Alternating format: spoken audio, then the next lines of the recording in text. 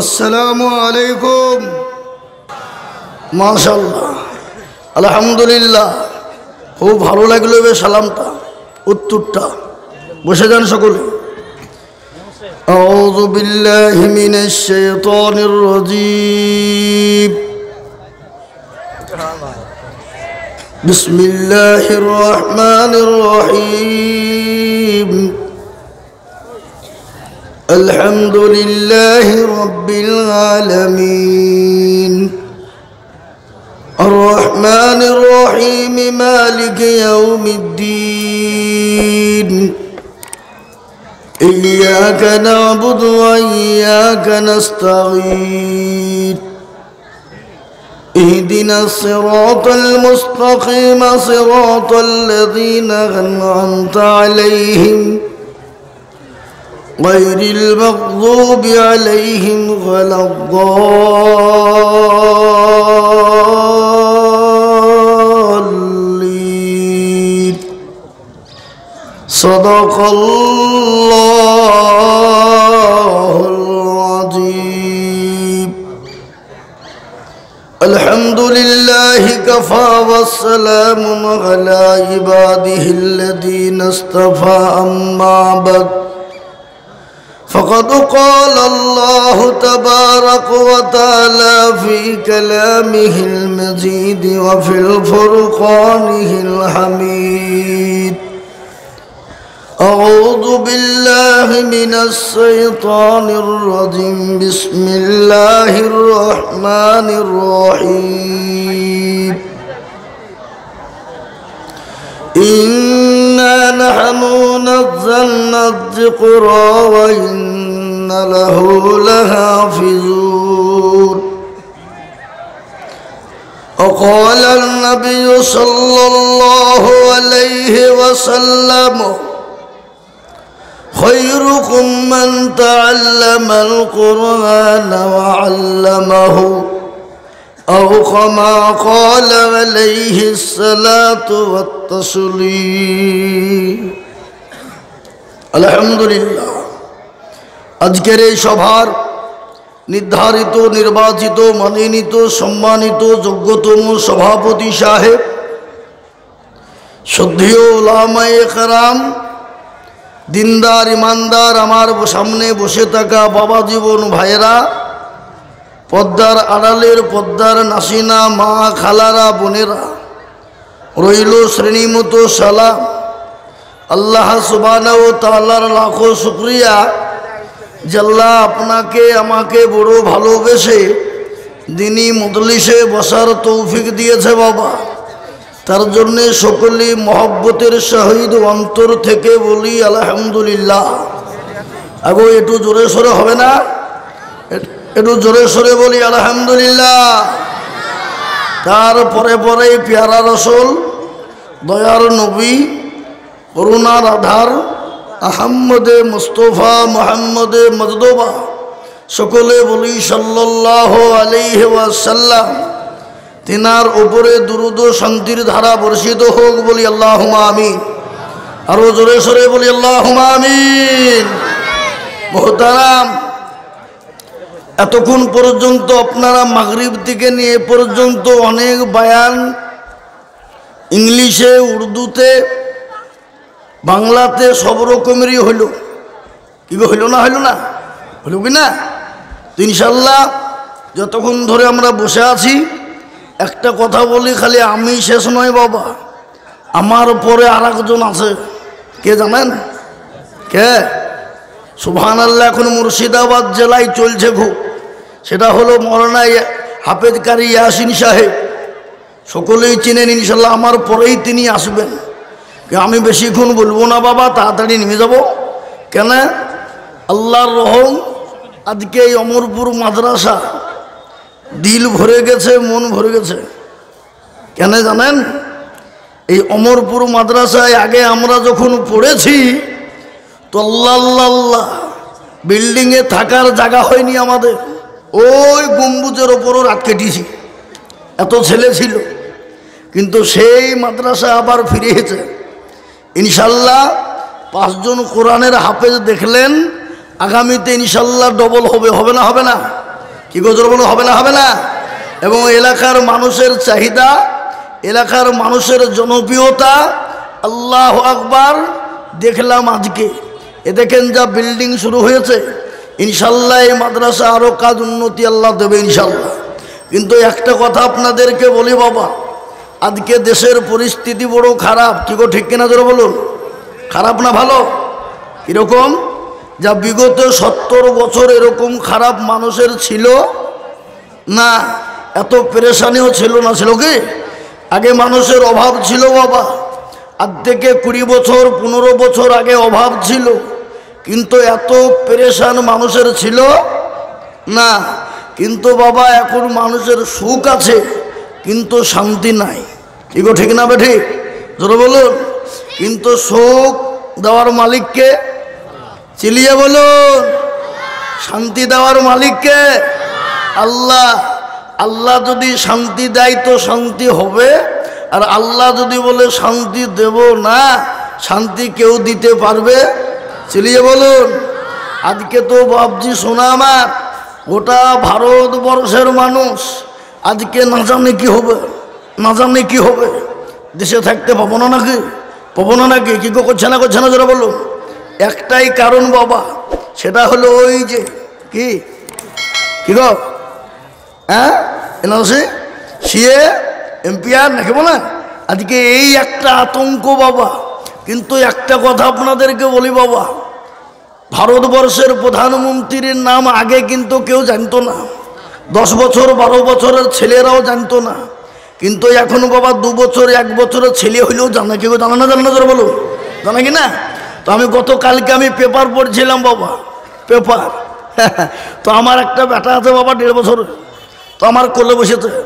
তো খালি লোক দেবে যে মোদি, এদের মোদি যেখানে এই খাবা তুই একই করে চললি মানে মোদি। ও আমার কোলে বসেছে, এদের হাতের মধ্যে মোদি। তাহলে 1.5 বছরের বাচ্চাও জানে মোদি। কি গো জানে না? জানে না? তাহলে এই ভালো মানুষটা গোটা ভারতবর্ষের লোক জানে না, জানে না যারা বলুন? হ্যাঁ শোনা আমার, তাই দরদি আমার। এ দেখেন আজকে গোটা ভারতবর্ষ জ্বলছে, জ্বলছে না? জ্বলছে না? ই নিয়ে খালি এই এনআরসি, সিএ, এমপিআর ইত্যাদি বাবা। কিন্তু একটা কথা আপনাদেরকে বলি, আমরা যেদিন পড়েছি আমানতু বিল্লাহি ওয়া মালাইকাতিহি ওয়া কুতুবিহি ওয়া রাসূলিহি ওয়াল ইয়াউমিল আখিরি ওয়াল কদরি ওয়াল খাইরি ওয়া শাররিহি, পড়েছি না? পড়ি না গো? আগে জোরে বলো, পড়ি না? পড়ে না? হ্যাঁ, এর মানে কি? আল্লাহ ইমান এনেছি তোমার উপর, ইমান এনেছি রসুলের উপর, ইমান এনেছি কিয়ামতের উপরে। যখন বাবজি আমরা ইমান আল্লাহর উপর এনেছি, তখন আর আমাদের কোনো ভয় আছে? যখন কোনো ভয় আছে? ইনশাল্লাহ আমরা কাউকে ভয় করি না। একমাত্র আমরা মাথা নত করি কার কাছে? আল্লাহর কাছে। কবি বলেছে, খেলো না সমাজ কর हमें ना बर्बाद करना हम किसी को बनी हुई है। আমাদেরকে খেলার পুতুল মনে করো না, আমাদের স্রষ্টা একজন আছে। কি আছে না নাই জোরে বলুন, চিলিয়ে বলুন। স্রষ্টা আছে না নাই? আছে। আমাদের হেফাজত করবে কে? চিলিয়ে বলুন। আজকে ভারতবর্ষের মাটিতে 35 থেকে 40 কোটি মুসলমান। আজকে আমাদেরকে বলছে দেশ থেকে চলে যাও, চলে যাও। কোথা থেকে? কোথা যাবো? পাকিস্তান, বাংলাদেশ। কিন্তু এটাও শোনেন, ভারতবর্ষে আল্লাহ এত মুসলমান দিয়েছে না, একবার কুলি মুখে পানি নিয়ে কুলি যদি করে দেয় পাকিস্তানে আর বাংলাদেশে, তো বাংলাদেশ ভারতবর্ষের মুসলমানের কুলিতে ভেসে যাবে। কি যাবে না? যাবে না? চিলিয়ে বলুন, যাবে কি যাবে না? আর সেই দেশ থেকে আমাদেরকে বলছে হয়ে চলে যাও। কিন্তু একটা কথা বলি, মুসলমান জীবন দেবে কিন্তু এ দেশ ছেড়ে যাবে। যাবে? যাবে কি? মৌলানা আবুল কালাম আজাদ দিল্লির জামে মসজিদে দাঁড়িয়ে বলেছিলেন, কিছু ইংরেজের ভয়ে যখন মুসলমানরা পাকিস্তান পালিয়ে যেতে চাইল, সে সময় ডাক দিয়ে বলল মৌলানা আবুল কালাম আজাদ, ওগো মুসলমানেরা, যে পাকিস্তানে তোমরা যাবা, যে পাকিস্তানে যে আল্লাহ আছে, সে আল্লাহ কি ভারতের মাটিতে নেই? যে আল্লাহ বাংলাদেশে আছে, সে আল্লাহ কি ভারতে নেই? কেন তোমরা দেশ ছেড়ে পালাবা বলো? আর তোমরা যদি এ দেশ ছেড়ে চলে যাও, তোমাদের মসজিদগুলানে আজান দেবে কে? তোমাদের বাপদাদার কবর জিয়ারত করবে কে? সেই মুসলমানদের রক্তে আজকে ভারত তৈরি হইল। কি গো, হইল না? হইল না? জোরে বলুন। কত? 92,363 জন মুসলমান। সোনার অক্ষরে দিল্লির ইন্ডিয়া গেটে লেখা আছে মুসলমানদের জন্য এই স্বাধীন হলো। এ দেশের জন্য যদি মুসলমানরা রক্ত না দিত, এ ভারতবর্ষ কোনোদিন স্বাধীনতায় পরিণত হতো? চিলিয়ে বলুন। 57,000 উলামা এই ভারতের জন্য যদি রক্ত না দিতেন, এই ভারতবর্ষটা কোনোদিন হিন্দুস্থানে পরিণত হতো না। আজকে তারা এক তন্ত্র চালাতে চাইছে, আজকে তারা হিন্দু রাষ্ট্র বানাতে চাইছে, কিন্তু এই ভারতবর্ষকে হিন্দু রাষ্ট্র বানানো যাবে না। কি যাবে? চিলিয়ে বলুন না। কেন? মুসলমানরা দেশের জন্য রক্ত জীবন দেবে, বিবিকে বাবা এতিম করবে, কিন্তু সন্তানকে এতিম করবে, কিন্তু দেশ ছেড়ে পালিয়ে যাবে না। আজকে সরকারের গুলি ফুরিয়ে যাবে, প্রশাসনের বুলেট ফুরিয়ে যাবে, কিন্তু মুসলমানের বুক ফুরিয়ে যাবে? চিলিয়ে বলুন যাবে? যাবে না। আজকে তারা রণকৌশল করে যেন তেন পুকারে আজকে ভারতবর্ষের মাটিতে একটা দাঙ্গা বাঁধানোর চেষ্টা করছে বাবা। কিন্তু সোনা পায়ে পা তুলে হেঁচট দিয়ে বাঁধাতে চাইছে। কিন্তু বাবুজি, দিল্লিতে কিছুদিন আগে এই যে বাবা হয়ে গেল, মসজিদে আপনার পতাকা তারা তুলে দিল, মাইক ফেলে দিল, মসজিদ পুড়িয়ে দিল, আগুন জ্বালিয়ে দিল, কিন্তু মিনারে কি মুসলমানদের আজান আছে? যারা বলুন, আজান কি মিনারে হয়? না, মুসলমানদের হৃদয়ে। মসজিদ থেকে মুসলমানদের হৃদয়ে। ওরা যতই মাইক ফেলে দেখ, মসজিদ ভেঙে দেখ, ইনশাল্লাহ মুসলমানদের মসজিদ এবং মাইক ফেলে দিয়ে ইসলামকে ঠেকানো যাবে। জোরে বলুন যাবে? জোরে বলুন যাবে? যাবে না। ইসলামের মালিককে চিলিয়ে বলুন। কোরআন বলেছে ইন্না দীনা ইনদাল্লাহিল ইসলাম, আল্লাহর কাছে সবথেকে মানিনীত ধর্ম কোনটা গো? ইসলাম। আর ইসলামকে সহযোগিতা হেফাজত করবে কে? চিলিয়ে বলুন। ইংরেজ এই দেশের ইংরেজ চেয়েছিল কোরআন থব না, কারখানা পুড়িয়ে দিতে চাইল, কিন্তু আল্লাহ বলছে রে খামাখাই কারখানা পুড়িয়ে কি করবে? তো আমার এই মাদ্রাসায় কোরআনে মেশিং আছে জানিনি? শাইখুল হিন্দ রহমতুল্লাহ আলাইকে বলল কোরআনে মেশিং মানা, বলে কিসের মেশিং? কই সঙ্গে সঙ্গে দেখলেন 5টা কোরআনের হাফেজ হইল না? হইল গো? আগে তোর মনে হইল কি হইল না? হ্যাঁ, সুবহানাল্লাহ। সঙ্গে সঙ্গে একবারে ডাক দিয়ে বলল বেটা শোনা, শুনিয়ে দিল। ইংরেজ বলল সর্বনাশ, মুসলমানদের হৃদয়ের ভিতরে কোরআন অন্তরে ভরে নিয়েছে, এ কোরআন মুসলমানদের কাছ থেকে বের করা যাবে? জোরে বলুন।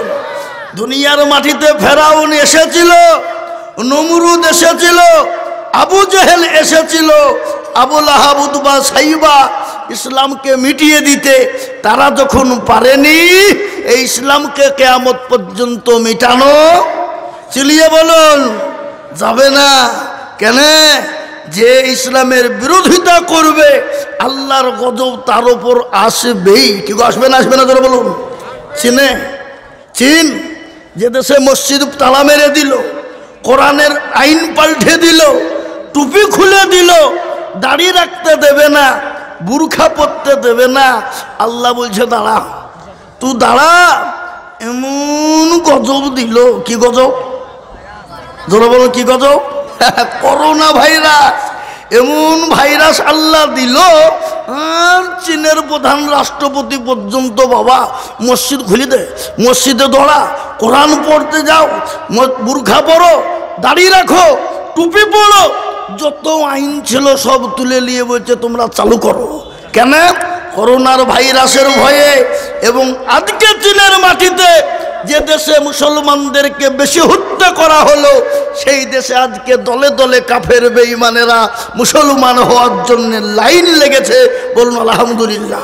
জোরে বলুন আলহামদুলিল্লাহ।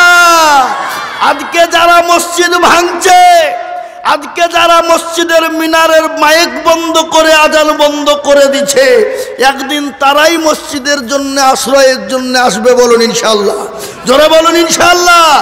এই মসজিদে আশ্রয় নিতে তারাই আসবে। আজকে সেই চীনের করোনা ভাইরাস এমন ভাবে আক্রান্ত করলো, বাপ ওরে আল্লাহ আল্লাহ আল্লাহ। চীনের একবারে প্রধানমন্ত্রী এসে এরকম করে হাত ধরে বলছে, দেখো তোমাদের অনুরোধ করছে, তোমরা যে যা পাচ্ছ দোয়া করো, নামাজ পড়ো, বলে উদ্যোগ করে দেবে না কেন? বলে যে করোনা ভাইরাস, এই যে কত মানুষ ক্ষতিগ্রস্ত হয়ে মরবে এ আল্লাহ ছাড়া কেউ জানে না। কিন্তু তিনি নিজেই বললেন এত লোক মারা গেল চীনের মাটিতে, কিন্তু একটা মুসলমানকে এই করোনা ভাইরাস আক্রান্ত করতে পারে? জোরে বলুন না। তাই আমি বলবো, শোনা, আজকে আমাদের ভারতবর্ষটাকে দ্বিখণ্ডিত করতে চাইছে কে? কে গো? মোদিজি আর আবার টাকলু বাবু কে? হে হ্যাঁ, অমিতজি। শোনা আমার, গতকালকে কলকাতার মাটিতে এসেছিল কি না? হ্যাঁ, কিন্তু বাবার জায়গা স্লোগান দিয়ে গেছে। কলকাতার মাটিতে তিনি বলে গেছেন, আমাকে 5 বছর সময় দিলে বাংলার মাটিতে সোনায় পরিণত করে দেব। কলকাতার লোক বলছে তুই গো ব্যাক, হট এখান থেকে হট। তুই গুজরাটকে জ্বালিয়ে তুই ছারখার করে দিয়েছিস, গুজরাটে সোনা দিতে পারলিনি, আর আজকে বাংলাদেশে তুই এই পশ্চিম বাংলায় সোনা দেবে? হ্যাঁ, ভারত জ্বলাছিস, বাংলাকে জ্বলাবে? Go back. তেড়ি দিয়েছে বাবা। তাই আজকে শুনেলেন, আজকে যেখানে যাচ্ছে সেখানেই তারা মুখ চবা খেতে না জোরে বলুন। খালি মুসলমানরা নয়, মুসলমানদের সঙ্গে অনেক হিন্দু, খ্রিস্টান, জৈন, বুদ্ধ, ডোম, ডকল, মুচি, মেথর, কল, ভিল, যত জাতি আছে প্রতিটি জাতি মুসলমানদের পাশে দাঁড়িয়েছে। দেখেন কিছুদিন আগে ঝাড়খণ্ডে ভোট হয়ে গেল, আদিবাসী যারা কিছু জানে না, তারা কর্ম করবে খাবে এটাই জানে। কি গো ঠিক না বেটি? জোরে বলুন আদিবাসীরা। তিনি যেই দেশে 14 বার এসেছিলেন মোদিজি, 13 বার এসেছেন স্বরাষ্ট্রমন্ত্রী টাকলু বাবু, তারপরও ঝাঁটিয়ে বের করে দিয়েছে ঝাড়খণ্ড থেকে। শোনা আমার, আজকে ভারতবর্ষের মাটিতে 9টা রাজ্যে ভোট হয়ে গেল, 9টা রাজ্যেই তাদেরকে ঝাঁটিয়ে বের করে দিয়েছে। তারা গোটা ভারতবর্ষের মানুষ বুঝে নিয়েছে এ দাঙ্গাবাজকে ভারতের মাটিতে রাখতে দেওয়া যাবে না। তাই আমি আপনাদেরকে একটা কথা বলবো, বাবা, আল্লাহ বলেছেন আমার হয়ে যা, আমি তোর হব, আর তোর যখন আমি হয়ে যাব সারা পৃথিবী তোর হাতের মুঠোই করে দেব। কিন্তু আমাদের মুসলমানদের দোষ আছে না নাই? জোরে বলুন, জোরে বলুন, আছে না নাই? কেমন দোষ? মসজিদে আজান দিয়ে বলছে হাইয়া আলাস সালাহ, আর আমরা চায়ের দোকানে বসে বলছি ইমাম আর মুয়াজ্জিন তোরা চালা। কি গো ঠিক না বেঠি? হ্যাঁ, ধরো বলুন। মসজিদে আজান হচ্ছে আর তাসের আড্ডাই ফেলছি, ক্যারাম চলছে, লুডু চলছে, বলে এখন সময় না, এখন শেষ দান। কি গো ঠিক না বেঠি? জোরে বলুন। তো কত আমাদের উপর এমনি আসবে না। তাই আমি আপনাদেরকে বলবো, ইনশাআল্লাহ চলে আসুন মসজিদমুখী। সাহাবায়ে কেরামরা যখন বিপদে পড়তো ডাকতো কাকে? জোরে বলুন কাকে? আল্লাহকে। আর আমরা যখন বিপদে পড়ি ডাকি কাকে? নেতাকে। কিন্তু আল্লাহ বলেছে আমাকে ডাক, আমি হেফাজত করব। হেফাজতের মালিক আমি। বেঈমান কাফের বিশ্ব নবীর জামানায় বদর প্রান্তে 313 জন সাহাবা লক্ষ লক্ষ কাফেরের মোকাবিলা করবে। না আছে অস্ত্র, না আছে কিছু, কিন্তু ছিল কি? কি ছিল গো? ঈমান। সাহাবারা বলছেন ইয়া রাসূলুল্লাহ, ইয়া হাবিবাল্লাহ, দয়ার রাসূল, এত বড় লক্ষ লক্ষ কাফেরের মজলিসে গো নবী, আজকে না আছে আমাদের হাতে অস্ত্র, নাই আছে কিছু নবী, আজকে কাফেরের মোকাবিলা কি করে করব বলো?